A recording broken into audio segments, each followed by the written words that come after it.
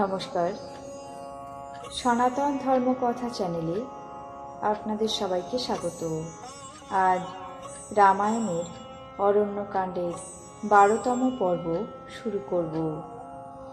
33 কোটি দেব দেবী, ব্রহ্মা বিষ্ণু মহেশ্বর, সর্বকালের সর্বসৃষ্টি, পিতা মাতা গুরু সবাইকে প্রণাম জানিয়ে এই পাঠ শুরু করছি।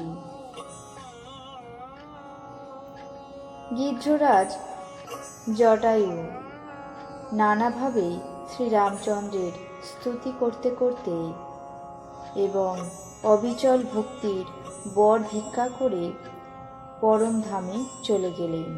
শ্রীরামচন্দ্র তার যথোচিত দাহকার্য অর্থাৎ সৎকার নিজ হস্তে সম্পন্ন করলেন। শ্রী রঘুনাথ অতি কোমল প্রাণ, দীন দয়াল আর অহেতুক কৃপাময়। গৃধ্র অর্থাৎ পক্ষীদের মধ্যেও অধম পক্ষী আর আমিষাহারী, তাকেও তিনি সদ্গতি দিলেন, যা যোগীজনেরও প্রার্থিত। মহাদেব বললেন, হে পার্বতী, শোনো, যারা হরিকে ত্যাগ করে বিষয়ানুরাগী হয় তারা অত্যন্ত হতভাগা। এই দুই ভাই আবার সীতাকে খুঁজতে শুরু করলেন। সঘন বন দেখতে দেখতে চললেন। সেই গহন অরণ্য বৃক্ষ লতাদিতে অতি নিবিড়, তার মধ্যে অসংখ্য পশু পক্ষী হাতি সিংহ বাস করছে। শ্রীরামচন্দ্র সেই পথের মধ্যে চলতে চলতে সামনে পড়ে যাওয়া কবন্ধ রাক্ষসকে বধ করলেন। সে তার নিজের শাপবার্তা নিজের মুখেই শোনাল। সে বলল, দুর্বাসা মুনি আমাকে অভিশাপ দিয়েছিলেন, প্রভুপদ দর্শন করলে তবেই আমার অভিশাপ থেকে মুক্তি ঘটবে। আজ আমি মুক্ত। শ্রীরামচন্দ্র বললেন, হে গন্ধর্ব, শোনো, আমি তোমাকে বলছি, ব্রাহ্মণ কুল বিদ্বেষীদের আমি পছন্দ করি না।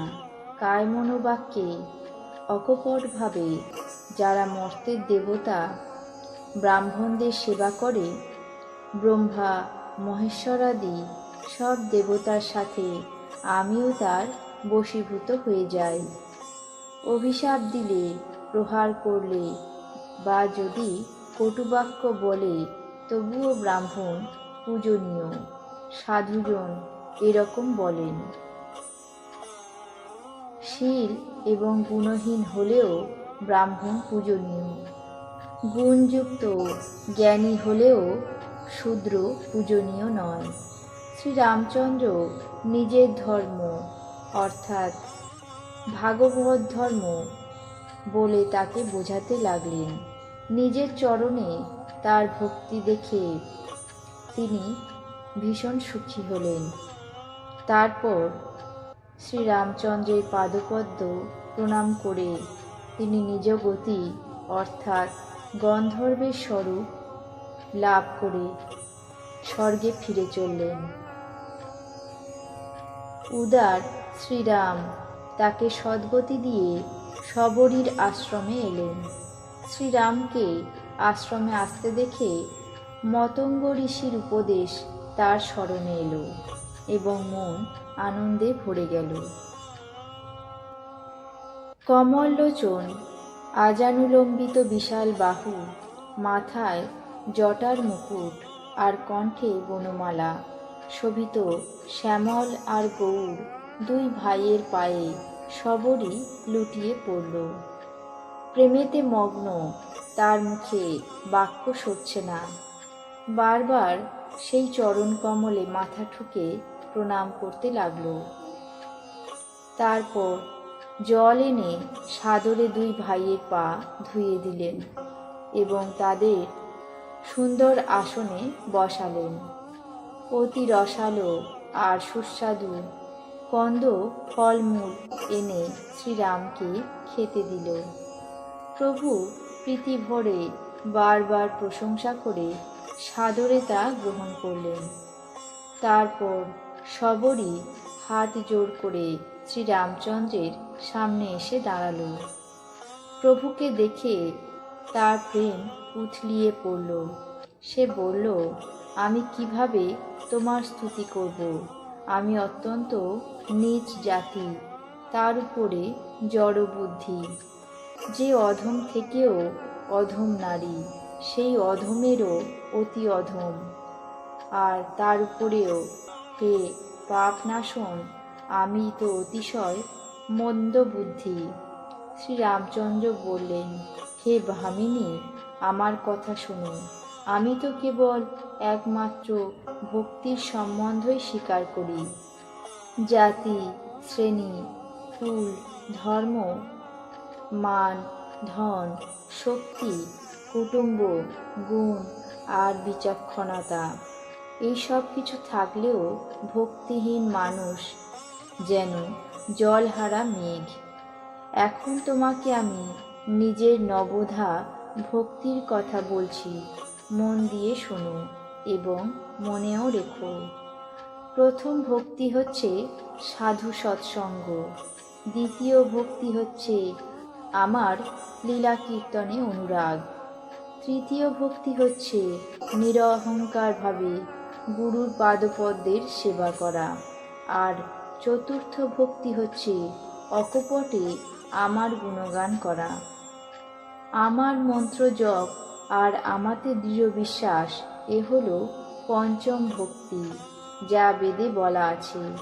ষষ্ঠ ভক্তি হচ্ছে ইন্দ্রিয় নিগ্রহ, শীল, সদাচার বা সচ্চরিত্র, বহু কর্মে বৈরাগ্য এবং নিরন্তর সাধু মহাত্মাদের ধর্মীয় আচরণে লেগে থাকা। সপ্তম ভক্তি হচ্ছে সমস্ত জগৎকে সমানভাবে আমাতে ওতপ্রোতভাবে দেখা আর সাধু সজ্জনদের আমার চেয়েও বড় করে দেখা। অষ্টম ভক্তি হল যথালাভে পরিতুষ্টি এবং স্বপ্নেও অপরের দোষ না দেখা। নবম ভক্তি হল সরলতা ও নিষ্কপট ব্যবহার, সম্পূর্ণভাবে আমার উপর নির্ভরতা এবং কোনো অবস্থায় মনের মধ্যে সুখ ও বিষাদ না রাখা। এই নবধা ভক্তির মধ্যে একটিও যদি কেউ পায়, সে স্ত্রী বা পুরুষ, জড় বা চেতন, যাই হোক না কেন, হে ভামিনী, সেই আমার অত্যন্ত প্রিয় হয়। তোমার তো সব রকমের ভক্তি দৃঢ়ভাবে রয়েছে, সেই জন্যই যোগীদের পক্ষেও যে গতি দুর্লভ, সেই গতি আজ তোমার পক্ষে সুলভ হয়ে গেছে। আমার দর্শনের পরম অনুপম ফল এই যে, তার ফলে জীব নিজ সহজ স্বরূপ প্রাপ্ত হয়। তুমি যদি গজেন্দ্রগামিনী জানকীর কোনো খবর জানো, তাহলে এখনই আমাকে বলো। সবরই বললেন, হে রঘুনাথ, তুমি পম্পা নামের সরোবরে যাও। সেখানে তোমার সাথে সুগ্রীবের বন্ধুত্ব হবে। সে তোমাকে সকল খবর জানাবে। হে সর্বজ্ঞ ধীরমতি, তুমি সব কিছু জেনেও আমাকে জিজ্ঞাসা করছো। প্রভুর চরণে বারবার প্রণাম করে গভীর প্রেমের সাথে সেসব কথা বলল। নিজের সব কথা সাঙ্গ করে ভগবানের শ্রীমুখ দর্শন করে হৃদয়ে প্রভুর চরণ কমল ধারণ করে যোগাগ্নিতে নিজের দেহ ত্যাগ করে সে দুর্লভ হরিপদে লীন হয়ে গেল, যেখান থেকে আর প্রত্যাবর্তন করতে হয় না। তুলসীদাস বলছেন যে নানা প্রকার কর্ম, অধর্ম এবং বহু প্রকার মতামত, এসবই শোকপ্রদ। হে মনুষ্য ভাই, এই সব ত্যাগ করে দাও আর বিশ্বাস নিয়ে শ্রীরামচরণে অনুরক্ত হও। আজ রামায়ণের অরণ্যকাণ্ডের 12তম পর্ব এখানেই শেষ করছি। বাকি অংশ আগামী পর্বে পাঠ করে শোনাব। আপনাদের কেমন লাগছে তা অবশ্যই কমেন্ট বক্সে জানাবেন। চ্যানেলটিকে সাবস্ক্রাইব করবেন, লাইক করবেন, শেয়ার করবেন। ধন্যবাদ।